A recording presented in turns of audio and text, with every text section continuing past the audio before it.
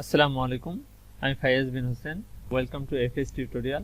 আজকে আমরা শিখব কিভাবে একটা সিম্পল সুন্দর কভার পেজ তৈরি করতে হয়। প্রথমে আমরা কি করব, প্রথমে আমরা এই পেজটার ওরিয়েন্টেশনটা চেঞ্জ করে নেব। পেজের ওরিয়েন্টেশনটা এই মুহূর্তে আমরা দেখতে পাচ্ছি যে ল্যান্ডস্কেপে আছে, আমাদেরকে এটা পোর্ট্রেটে করে দিতে হবে এবং তার জন্য আমাদেরকে ডিজাইনে যেতে হবে। ডিজাইনে গিয়ে স্লাইড সাইজ এই অপশনটিতে ক্লিক করতে হবে, দেন কাস্টম স্লাইড সাইজ সিলেক্ট করতে হবে। তারপরে এখানে আমরা দেখতে পাচ্ছি যে slide size for wide screen করা আছে, এটাকে আমাদের A4 পেপার করে নিতে হবে। যেহেতু আমরা একটা কভার পেজ তৈরি করতেছি, অবশ্যই আমরা চাবো যে সেটা প্রিন্ট করে নিতে।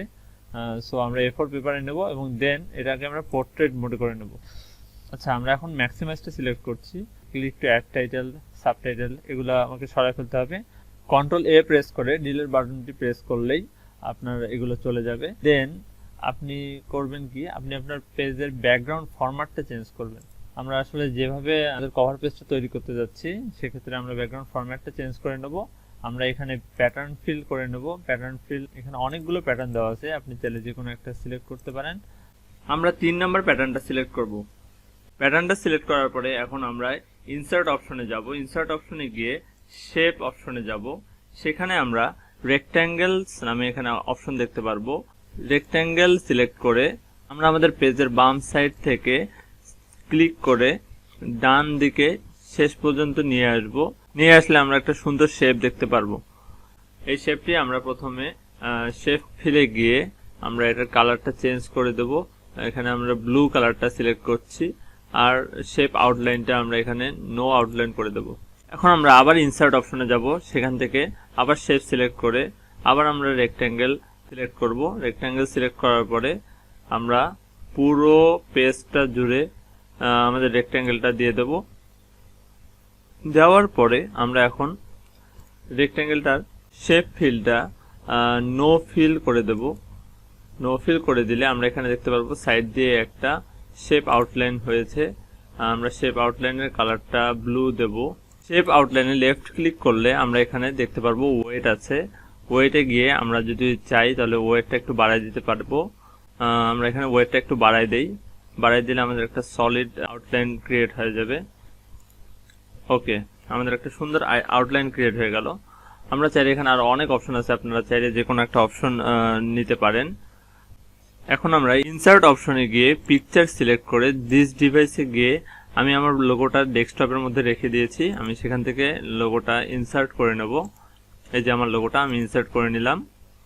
ইনসার্ট করার পরে আমি লোগোটা কাস্টমাইজ করে, যে লোগোটা চারদিকে আপনি দেখতে পারবেন একটা বক্স আকারে শেড আছে। এই শেডটা থেকে আপনি এইখানে যে কোনো একটা কর্নার ক্লিক করে একটু ছোট করে নিতে পারেন। আমি আমার লোগোটা যতটুকু লাগবে ততটুকু করে নিলাম।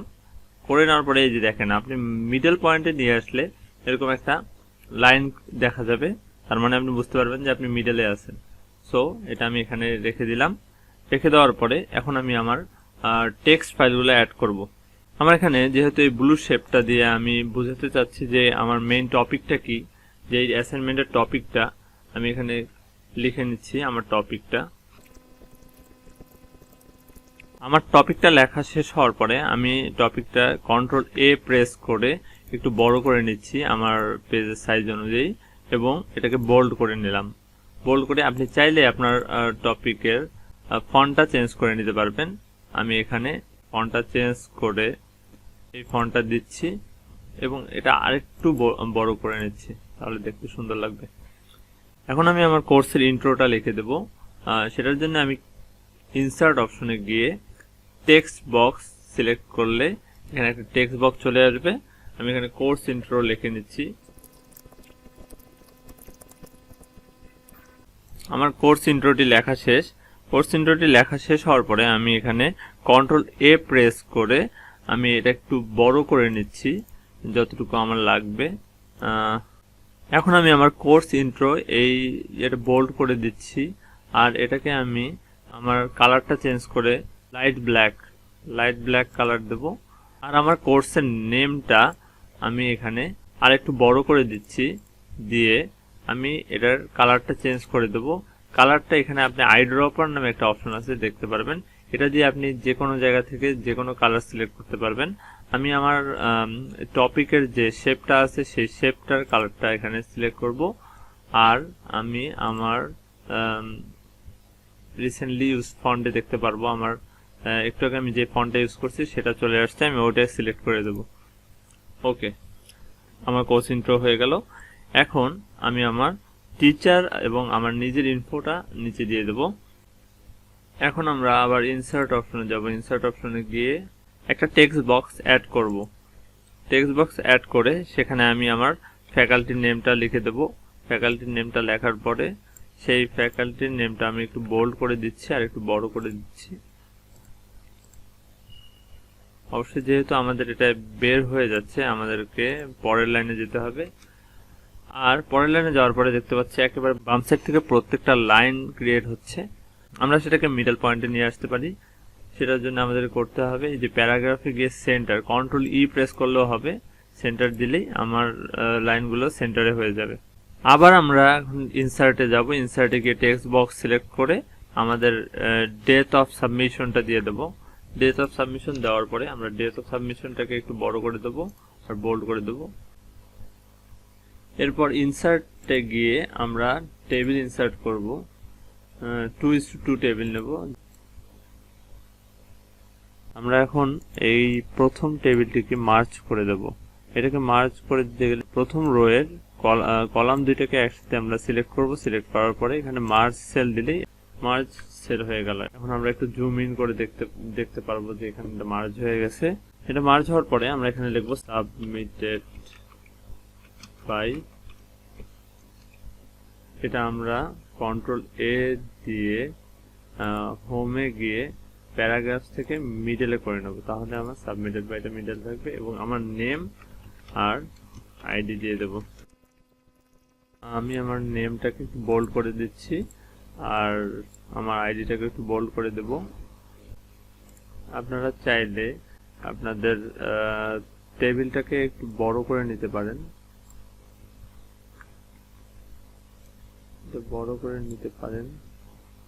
আমরা আমাদের টেবিলের কালারটা চেঞ্জ করে দেব। টেবিলের কালারটা চেঞ্জ করতে গেলে আমার এই যে ডিজাইনে যেতে হবে। ডিজাইনে গিয়ে এই যে শেডিং আছে না, শেডিং অপশনটাকে আইড্রপার দিয়ে আমরা এই কালারটাই নেব। এই কালারটা নেওয়ার পরে আমাদের অবশ্যই ফন্টের সাইজটা একটু বড় করে দিতে হবে। এখানে যেহেতু আমার ফন্টটা অনেক ছোট দেখা যাচ্ছে।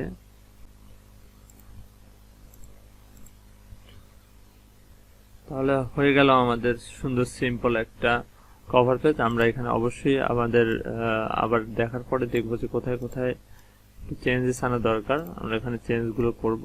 করার পরে আমরা ফাইলটাকে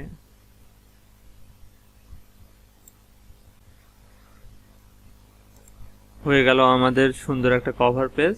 ধন্যবাদ পুরো ভিডিওটি দেখার জন্য। আপনারা এফএস টিউটোরিয়ালকে সাবস্ক্রাইব করবেন। নতুন নতুন আপডেট পেতে বেল বাটনটিতে অবশ্যই প্রেস করবেন। ধন্যবাদ সকলকে। ভালো থাকবেন, সুস্থ থাকবেন।